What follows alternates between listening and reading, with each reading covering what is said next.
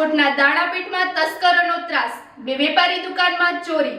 નમસ્કાર, હું સુરભી વાલવા, આપ જોઈ રહ્યા છો આરપી ગુજરાત ન્યૂઝ રાજકોટ। રાજકોટના આ સમાચાર જોઈએ વિસ્તાર। રાજકોટના વેપારી મથક એવા દાણાપીઠ વિસ્તારમાં તસ્કરોનો આતંક।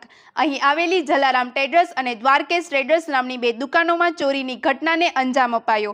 તસ્કરોએ દુકાનના તાળા તોડી તેલના ડબ્બા, કાર્ટન ખજૂર અને અંદાજે 47,000 રૂપિયાનું રોકડ ચોરી લીધું। વેપારીઓના જણાવ્યા મુજબ તસ્કરો રિક્ષામાં આવી માલ ભરાવીને ફરાર થયા હતા। ઘટનાના સીસીટીવી ફૂટેજ સામે આવ્યા છે અને તેના આધારે પોલીસ તપાસ શરૂ કરવામાં આવી। આ ઘટનાથી દાણાપીઠના વેપારીઓમાં રોષ અને ભયનો માહોલ।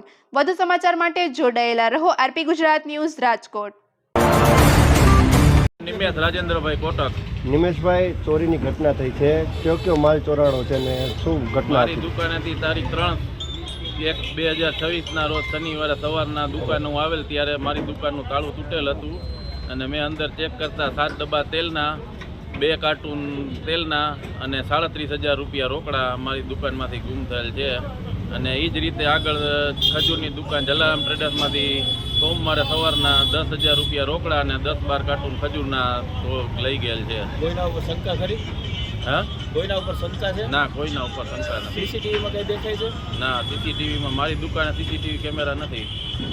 પોલીસમાં ફરિયાદ કરી છે? પોલીસમાં ફરિયાદ કરેલ છે મેં। આશ્ચર્ય નથી થતું કે તેલના ડબ્બાને ખજૂર શું કરવા એવું? એની ચોરી શું કરવા એમ?